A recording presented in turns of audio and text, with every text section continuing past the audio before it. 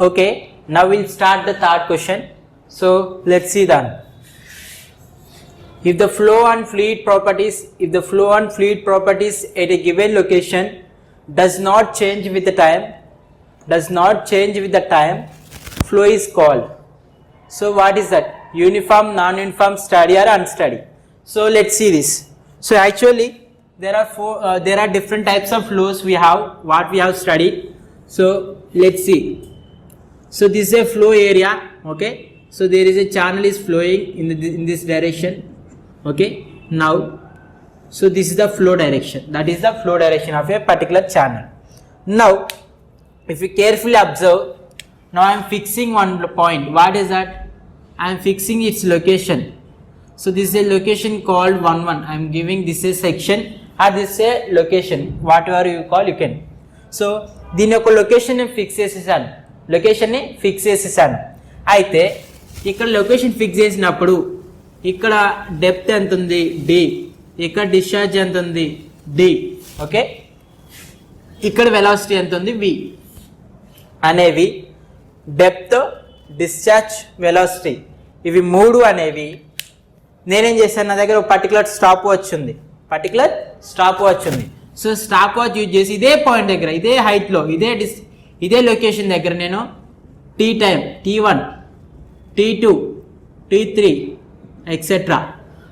So time నేనేం చేస్తున్నాను, 10 అవర్స్కి, 11 o'clockకి, 12 o'clockకి, 1 o'clockకి, 2 o'clockకి అలా ఏం చేస్తున్నాను, ఎవ్రీ 1 hour కానీ ఎవ్రీ 10 minutes కానీ what ever your wish. Okay, so ఎంతైనా టైం ఇంటర్వెల్ ఎంతైనా పెట్టుకోండి, కానీ ప్రతిసారి చెక్ చేస్తున్నాం. టైం ఏదైనా కావచ్చు, ఎనీ టైం కావచ్చు.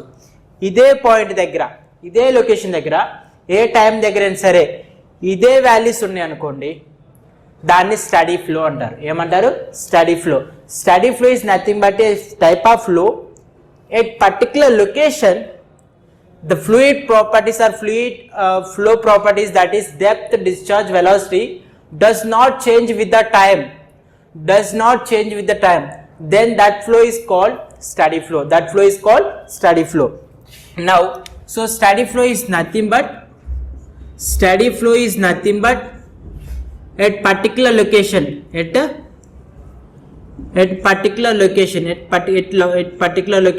location. Okay. With respect to time,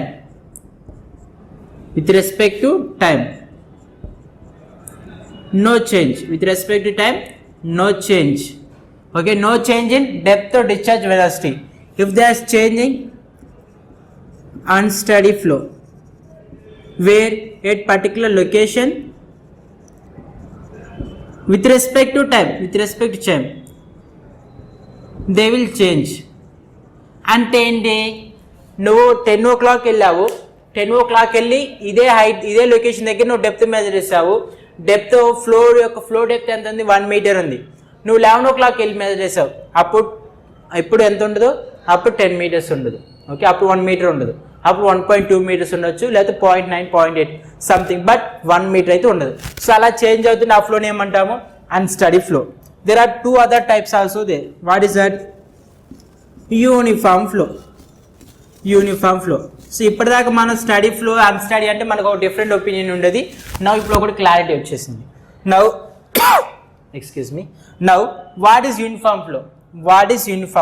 so uniform flow is exactly opposite to this. So at particular time,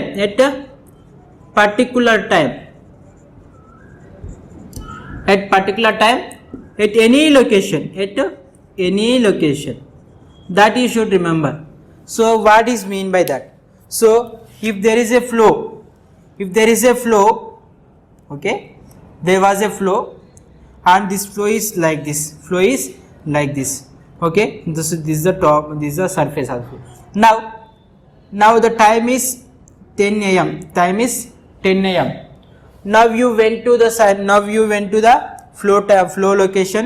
Okay, so flow జరుగుతా ఉంది.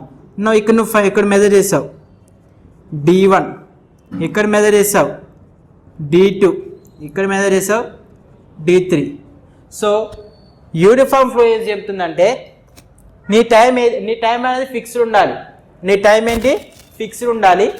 ఏ లొకేషన్ దగ్గరికైనా పో, ఏ లొకేషన్ దగ్గరికైనా పోయి వాటి యొక్క డెప్త్ కానీ డిశ్చార్జ్ కానీ వెలాసిటీ కానీ మెజర్ చేయాలి. అప్పుడు అవి కాన్స్టాంట్గా ఉంటాయి. అంటే ఇక్కడ D1 ఎంత 1 మీటర్, D2 కూడా 1 మీటర్, D3 కూడా 1 metre. So therefore D1 equal D2 equal to D3. Okay, so at particular time at any location, the particular fluid properties or fluid parameters are constant, then that it's said to be uniform flow. If they are changing, non-uniform flow. Non-uniform flow. What is non-uniform flow? It is nothing but they are changing with the location. They are changing with the location. Okay, so what is the difference between uniform and non-uniform? So uniform flow is nothing but it's a particular type of flow at a particular time, at a given time. The fluid properties are constant at any location. The fluid properties are constant at any location. So for this, what we will write for steady flow, what will dou theta by change in depth or change in thickness, change in depth or change in discharge with respect to time is 0. Change is 0.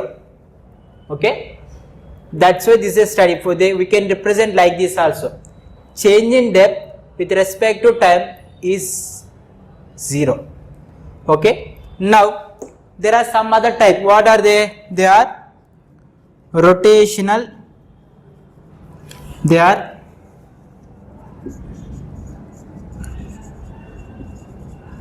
rotational and irrotational. Rotational and irrotational. What is meant by that? So if they are rotating, if the particles are rotating about their mass center, this is mass center, right? So this is the mass center of the particle. If it is rotate about its mass center, then it is called rotational flow. It is not rotating, then it is a irrotational flow. There are some other two types, two types of there, that is compressible and incompressible. Compressible flow and incompressible flow. That will be comes in a fluid where the fluid is compressible. Okay, so these are about the types of flows. Now for the particular question, what they are asking, if the flow and the fluid properties at a given location, at a given location does not change with the time. At a given location, no change with the time, then the flow is called steady flow. The flow is called steady flow. Now what is the fourth question? See it. The coefficient of discharge for venturi meter lies in the range of 0.65, 0.2 to 0.7, 0.74 to 0.978, 0.80 to 0.85, or 0.94 to 0.98. Which is correct? So you should remember what is coefficient of discharge. What is coefficient of discharge? So coefficient of discharge, that is denoted with C suffix D. It is a ratio of Q actual to Q theoretical. What is Q? So actual discharge to the theoretical discharge. Why the difference is coming? What is the difference between actual and theoretical? Okay, so actual discharge ante మనం direct గా, for example నువ్వు ఒక tank కట్టావు. Okay, నువ్వు ఒక tank construct చేసి దానికి ఒక pipe line ఇచ్చావు. సో ఇది ఒక 10 మీటర్స్ ఉంది అనుకో, ఎంత 10 మీటర్స్ ఆర్ 20 మీటర్స్ ఉంది అనుకున్నాం. సో నువ్వు ఇక్కడ ట్యాంక్ నుంచి వచ్చే వాటిని ఇక్కడ పట్టుకుంటున్నావు. ఇక్కడ పట్టుకున్నప్పుడు డిశ్చార్జ్ ఎంత వచ్చిందంటే నువ్వు ఎంత వాటర్ పట్టుకున్నావు అంటే 100 liters ఆఫ్ వాటర్ నువ్వు పట్టుకున్నావు. Okay, how much you collected discharge equal 100 liters. Okay, 100 liters of water నువ్వు కలెక్ట్ చేసావు. అయితే ఎంత టైం పట్టింది నీకు కలెక్ట్ చేయడానికి? ఒక 4 minutes 5 minutes పట్టింది అనుకుంది. ఎంత 5 minutes పట్టింది అనుకుందాం. అయితే ఇదే డిశ్చార్జ్. ఓకే, నీకేం తెలుసు? ఇప్పుడు ఈ పైప్ యొక్క డయామీటర్ తెలుసు, పైప్ యొక్క లెంత్ తెలుసు. నువ్వు క్యాలిక్యులేట్ చేస్తావు. ఎలా? నీకు ఉన్నటువంటి ఫార్ములాస్ యూజ్ చేసి క్యాలిక్యులేట్ చేస్తావు. అప్పుడు నీకు ఒక వాల్యూ వస్తుంది. ఓకే, అప్పుడు నీకు ఒక వాల్యూ వస్తుంది. అయితే ఆ వచ్చే వాల్యూ ఫర్ ఎగ్జాంపుల్ 110 milliliters వచ్చింది అనుకోండి. ఎంత 110 liters. టైం మాత్రం 5 minutesకే నువ్వు క్యాలిక్యులేట్ చేస్తావు. సో దీని నుంచి నీకు ఏం అర్థం కావాలంటే, నువ్వు ప్రాక్టికల్ ఒక ట్యాంక్ని కన్స్ట్రక్ట్ చేసి దానికి ఒక పైప్ పెట్టి ఒక దగ్గర నీళ్ళు పట్టుకుంటూ నీకు ఎంత వచ్చింది, వాటరు 100 liters వచ్చింది, ఎంత టైం పట్టింది, 5 minutes పట్టింది.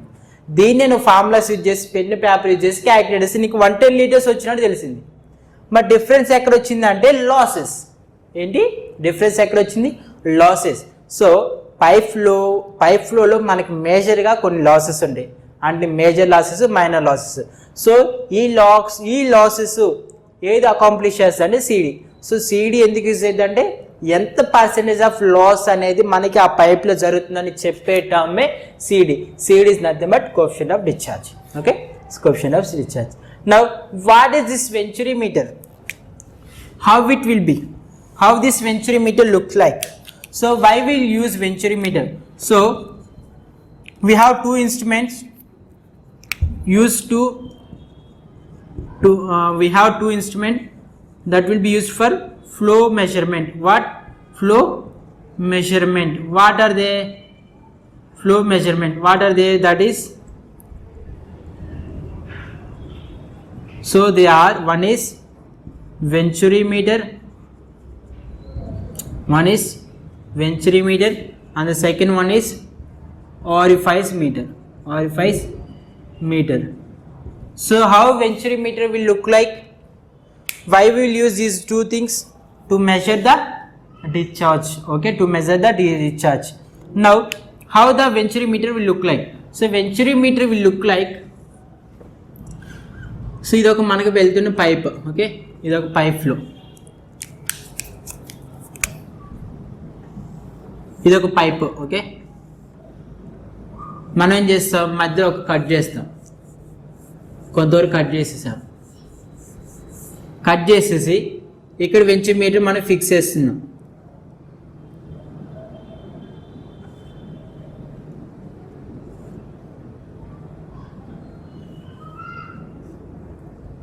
ఇది venturi meter. Okay, venturi meter diagram draw చేస్తున్నాను.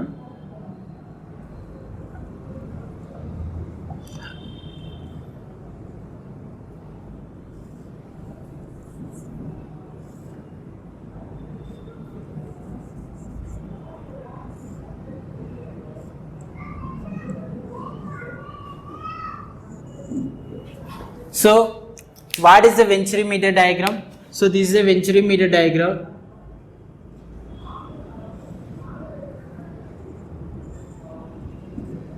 So this is the venturi meter from here to here. So this is the venturi meter.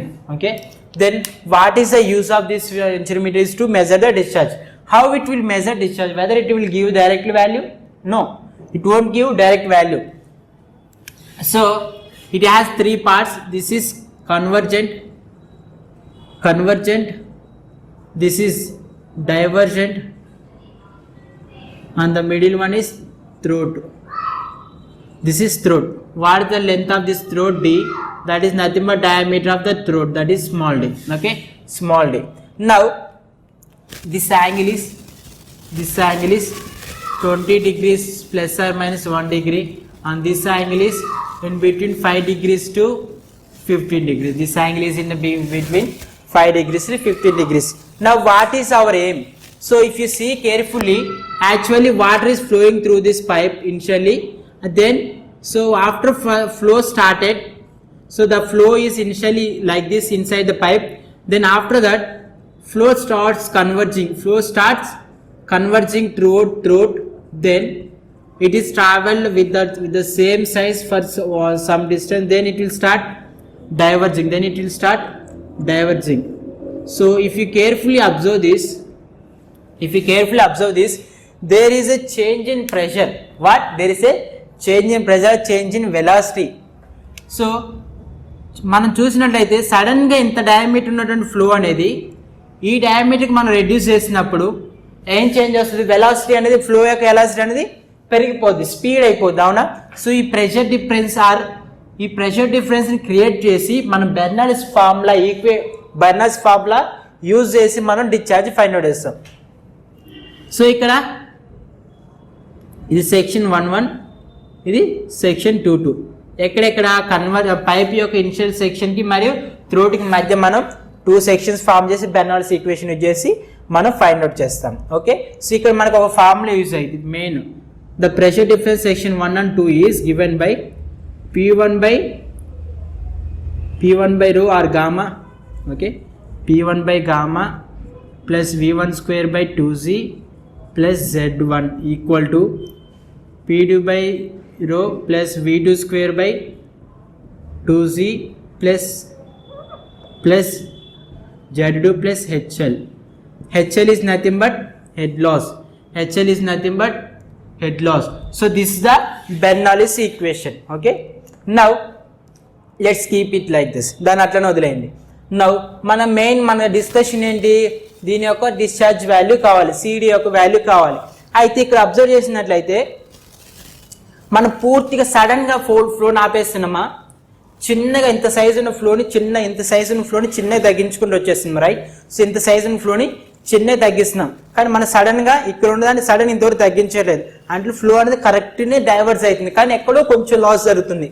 కాబట్టి లాస్ అంతగా లేదు కాబట్టి సిడి వాల్యూ అనేది ఆల్మోస్ట్ దగ్గరలో 0.94 to 0.98కి దగ్గరలో ఉంటుంది. అయితే దీన్ని నేను చెప్పినప్పుడు మీకు డౌట్ వచ్చు ఎట్లా చెప్పగలుగుతారు అని. ఆర్ఫేస్ మీటర్ చూస్తే మీకు అర్థమైంది. ఆర్ఫేస్ మీటర్ ఎలా ఉంటుందంటే ఇది పైప్ అనుకుంటే మనకు ఒక సర్క్యులర్ ప్లేట్ ఉంటుంది, ఇదంతా సాలిడ్, ఇది మాత్రం ఓపెనింగ్, మధ్యలో ఉన్నది ఓపెనింగ్. అంటే ఇందులో ప్లేసెస్ ఎలా కనపడుతుంది, మనకి ఇలా కనపడుద్ది. ఇదేంటి, ఇది orifice is nothing but A opening.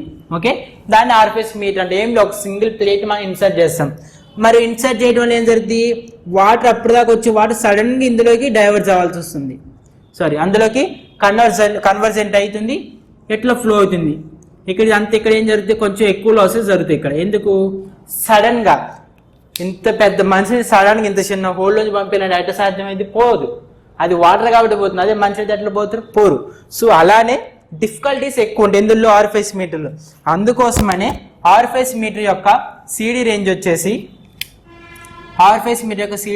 0.6 to 0.9 ఉంటుంది. 0.6 to 0.9 ఇట్ ఈస్ వేరియబుల్. ఎందుకు, ఈ ఓపెనింగ్ సైజుని బట్టి ఉంటుంది. సైజు పెద్దగా ఉండే కొద్దీ సి వాల్యూ దగ్గరగా 0.9కి వస్తుంది. హోల్ ఓపెనింగ్ సైజ్ చిన్నగా వస్తుంది, అది వాల్యూ 0.6కి వస్తుంది. అర్థమైందా. సో మనం ఇంత పైప్ యొక్క డయామీటర్ ఎంత ఉన్నప్పుడు సడన్గా మనం తగ్గిస్తే ఏమైపోద్ది, లాస్ ఎక్కువ ఉంటాయి. కానీ ఇందులో గ్రాడ్యువల్గా రెడ్యూస్ చేస్తున్నాం. అందుకనే మనకి అక్యురేట్ ఏంటి, venturimeter, orifice meter. Venturimeter is the accurate instrument to measure the discharge through a pipe. Okay, so with this the answer is 0.94 to 98. So the answer is D. Now we'll going to 5th question. Now let's see the 5th question. Okay, so what is asking, the expression to estimate head loss between inlet and throat in a venturimeter is given by. So he is asking the head loss. So between which points, one inlet, that is conversion point, and the throat. Okay, so in between that there is some head loss. He is asking what is that head loss, whether it is 1 minus CD square into a head difference between inlet and outlet, throat, or 1 minus CV square into head on in venturi, and or under root of 2J or under root of 1 minus CD square. So which is correct for this question? Now, so ఈ question solve చేయాలంటే మీకున్న basic knowledge సరిపోదు. ఎందుకు, మనం కొంచెం డెప్త్గా derivative పార్ట్లో వెళ్ళిపోవాలి. ఎందుకంటే ఇక్కడ ఇచ్చిన క్వశ్చన్లో ఇచ్చిన ఆప్షన్స్లో అన్నిట్లో ఏముంది, సిడి, సివి, సిడి ఇవే ఉన్నాయి. కానీ ఇప్పుడు దాకా మనం చూసిన హెడ్ లాస్ అంటే ఏంటి, నార్మల్గా మనకు తెలిసింది ఏంటి, హెచ్ అంటే హెడ్ లాస్, హెచ్ఎల్ అంటే అవి మనకు పైప్స్లో V² బై 2 అలా చూసాము. కానీ ఇక్కడ అడుగుతున్న head loss in terms of సిడీలు అడుగుతున్నాడు. Head loss in terms of సిడీలు అడుగుతుంది. మనకి సివి అనేది హెడ్ లాస్లో ఎక్కడైనా వచ్చిందా, రాలేదు. సో ఈ ఆప్షన్ ఈజీగా ఎలిమినేట్ చేయొచ్చు. రెండోది అండ్ ఇంకోటి ఏంటి, అండర్ రూట్ ఆఫ్ 2GH. ఈ అండర్ రూట్ ఆఫ్ 2GH అంటే ఏంటి, ఇది velocity, it's a theoretical velocity. So ఈ రెండింటి మనం ఎలిమినేట్ చేయొచ్చు. మరి ఆప్షన్ సి ఆర్ డి ఈ రెండిట్లో ఏది కరెక్ట్ అయి ఉండొచ్చు అనేది మన నెక్స్ట్ క్వశ్చన్. సో ఈ రెండిట్లో ఏది కరెక్ట్ అవ్వాలంటే ఫస్ట్ రెండు ఆప్షన్లు ఏది ఉంది కామన్గా, సిడి ఉంది. అంటే మనకు వచ్చే హెడ్ లాస్ని ఇన్ టర్మ్స్ ఆఫ్ సిడిలో మనం రిప్రజెంట్ చేస్తే మన ప్రాబ్లం సాల్వ్ అయిపోయినట్టే. వచ్చిన రిజల్ట్స్ని ఇన్ టర్మ్స్ ఆఫ్ సిడిలో రిప్రజెంట్ చేస్తే మనకి ఇది అనేది తేలిపోద్ది. ఓకే, చెక్ చేద్దాం. సో ఆల్రెడీ నేను ఒక ఫార్ములా ఇచ్చాను వెంచరీ మీటర్కి. ఏంటి ఆ formula? So what is the head difference between inlet and throat? So if this is the convergent part, this is the throat, then this will be the divergent, this will be the divergent. Okay, this is the divergent. Now so ఇది inlet, ఇది throat. మనం ఏం చేస్తాం ఇక్కడ ఈ tube manometer మనం connect చేస్తాం. ఈ ట్యూబ్ మానోమీటర్ని కనెక్ట్ చేస్తాం. ఎందుకు? 2 పాయింట్స్ మధ్య ప్రెషర్ డిఫరెన్స్ కావాలంటే మనకు యూజ్ చేసే ఇన్స్ట్రుమెంటే ఈ ట్యూబ్ మానోమీటర్. సో మనకు వచ్చిన మనం యూజ్ చేసిన తర్వాత యూట్యూబ్ మానోమీటర్ యూజ్ చేసిన తర్వాత ఓకే ప్రెషర్ డిఫరెన్స్ వచ్చేసి, so the difference in pressure is H. This is the pressure difference H. Okay, now what is the formula we have? That formula is nothing but what is that? If you apply Bernoulli's equation at section 1 and section 2, that is inlet and throat, that formula will be P1 by rho, okay, v square by 2z plus z1 v1 z1 equal to p2 by g, p2 by rho, okay, p2 by rho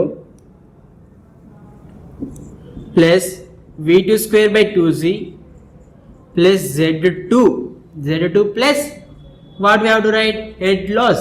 What is this? This is the head loss we need to find. This is the head loss we have to find. Then what is this head loss?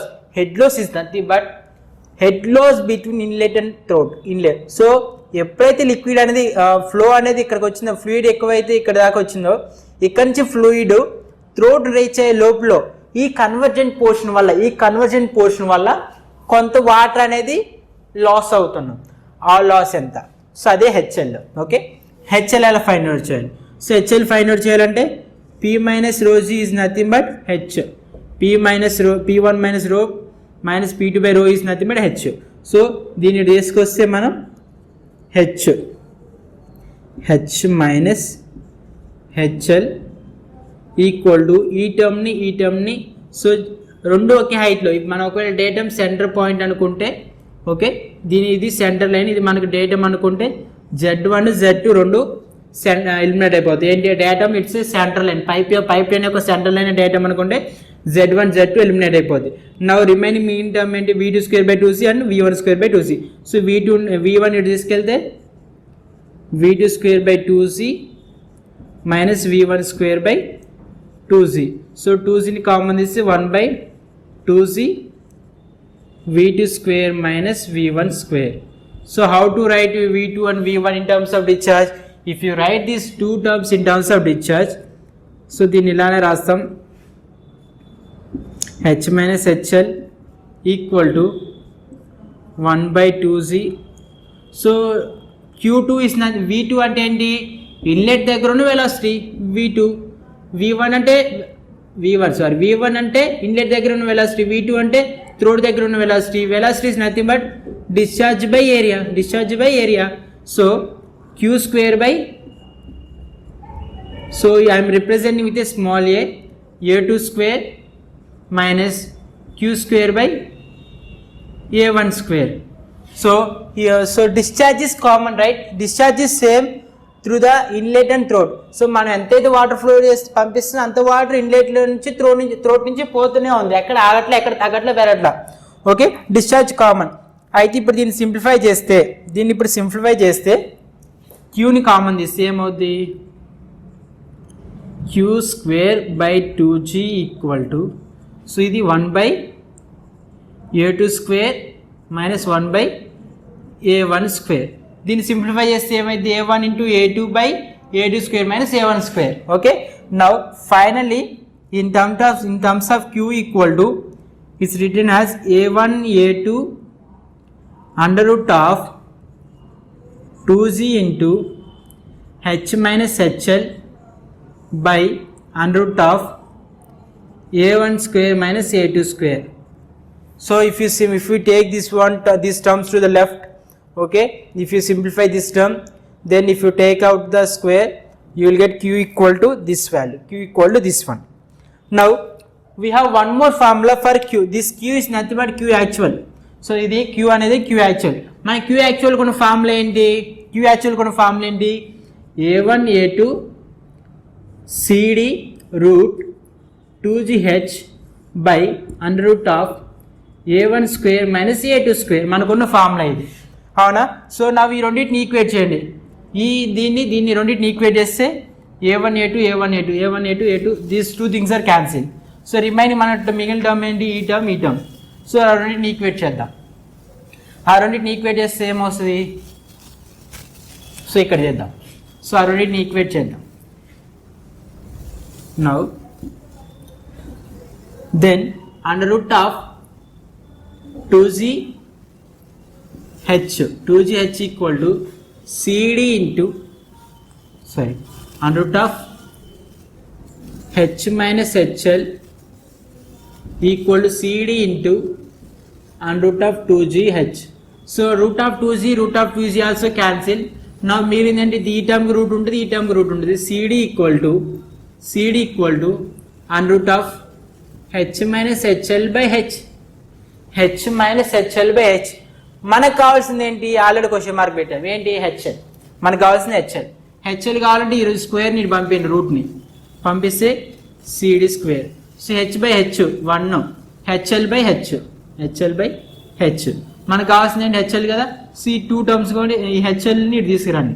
hlని ఇటు తీసుకొస్తే ఈ d square అటు వెళ్ళిద్ది, 1 minus cd square. Okay, so ఈ first ఈ whole term ఇటు తీసుకురండి. ఇప్పుడు ఇక్కడ h ఉంటుంది కదా, సో దీన్ని ఇటు తీసుకుని 1 మైనస్ cd స్క్వేర్. దీన్ని కూడా అటు పంపిస్తే ఇంకొకటి ఇక్కడ దీనికి రూట్ ఉంటుంది, వీటికి రూట్ మర్చిపోయాం, root. So under root into h, under root into h. ఇది ఆల్రెడీ రూట్ వచ్చేసింది కదా. So no need of root already cancel చేసేసాము. Okay, so this is the question they are asking. What is this? So HL is nothing but the head loss between the inlet and throat, and this is the formula 1 minus cd square into h. So ఈ question చూసిన తర్వాత మీకు ఇటువంటి depth గల ఒక derivation ఇచ్చేసాడు, ఒక derivation question ఇచ్చేసాడు. మరి దీన్ని మనం గుర్తు పెట్టుకుంటే ఈజీ అయిపోయేది. ఒకళ్ళు గుర్తు లేకపోతే ఇంత పెద్ద చేసినాక మనకు క్లారిటీ వస్తుంది. కొన్నిసార్లు ఇంత పెద్ద డెరివేషన్ చేసినా కూడా గుర్తు రాకపోవచ్చు. Okay, so head loss is nothing but 1 minus cd square into h is nothing but pressure head difference or total head difference between inlet and throat. So the answer is option A. Option A is the answer. Okay, now you got it right. Till now you got it. Okay, so I am just erasing this.